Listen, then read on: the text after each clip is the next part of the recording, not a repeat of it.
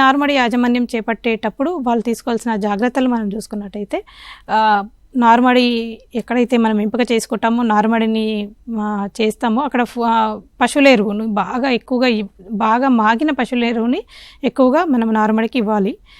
తద్వారా ఏంటంటే ఎక్కువ వరకు తేమను అది పట్టి ఉంచి మొక్కకు ఎక్కువ సమయం వరకు తేమను అందించడానికి ఆస్కారం ఉంటుందన్నట్టు.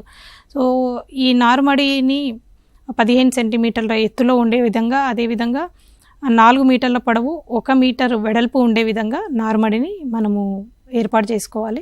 ఎక్కువ పశువుల ఎరువు, ఎక్కువ వేపపిండి, అదేవిధంగా ట్రైకోడర్మా విరిడి ఇలా మనం ఇచ్చినట్టయితే దాంట్లో వేసి బాగా కలిపేసి ఎక్కువగా రాళ్ళు రప్పలు అలా ఏమీ ఉండకుండా కూడా చాలా స్మూత్గా ఉండేటట్టు, అంటే ఎక్కువ వరకు నీట్గా ఉండేటట్టుగా మన నారుమడిని తయారు చేసుకోవాలి. దానిపైన మనకి విత్తనాన్ని విత్తుకోవడం అనేది చేయాలి. సో ఈ మామూలుగా నారుమడికి కూడా మామూలుగా నేల ద్వారా సంక్రమించేటువంటి చాలా రకాలైనటువంటి శిలీంధ్రాలు ఉంటాయి. తద్వారా నారుమడి చాలా వరకు చచ్చిపోవడం అనేది జరుగుతూ ఉంటుంది. కాబట్టి ఎక్కువగా కాపర్ ఆక్సిక్లోరైడ్తో మనము ముందుగానే ఒక 15 రోజుల ముందుగానే మంచిగా దాన్ని నారుమడి అంతా కూడా తడిచేటట్టుగా డ్రెంచింగ్ చేసుకోవాలన్నట్టు. డ్రెంచింగ్ చేసుకోవడం వల్ల ఏమవుతుందంటే భూమిలో ఉన్నటువంటి చాలా వరకు శిలీంధ్రాలు చనిపోవడానికి ఆస్కారం ఉంటుంది.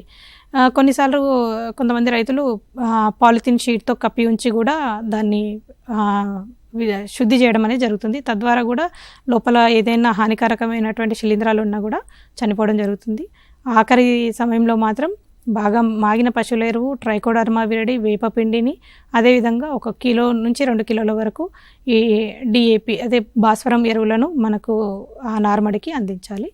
దానిపైన మనకు నారుమడి పైన 10 సెంటీమీటర్ల ఎడంతో మనము లైన్స్ అనేది ఏర్పాటు చేసుకొని వాటిపైన మనము విత్తనాన్ని దూరంగా విత్తుకోవడం అనేది చేయాలి.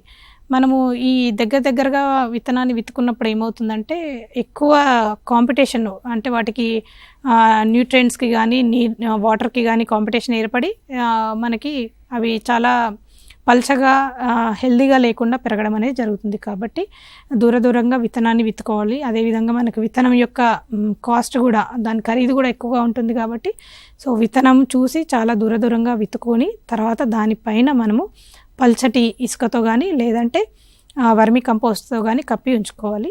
ఈ కప్పిన తర్వాత చివరిగా మనము ఈ వరి గడ్డిని, ఎండుగడ్డి ఉంటుంది, ఆ ఎండుగడ్డితో కప్పి ఉదయం వేళ మరియు సాయంత్రం వేళ ఈ రోజ్ క్యాన్స్ అవైలబుల్ ఉంటాయి మార్కెట్లో చాలా వరకు. రోజ్ క్యాన్స్తో నీరు అందించడం అనేది చేయాలి. చాలా స్ప్రింకిల్ లాగా వాటర్ ఇవ్వాలి.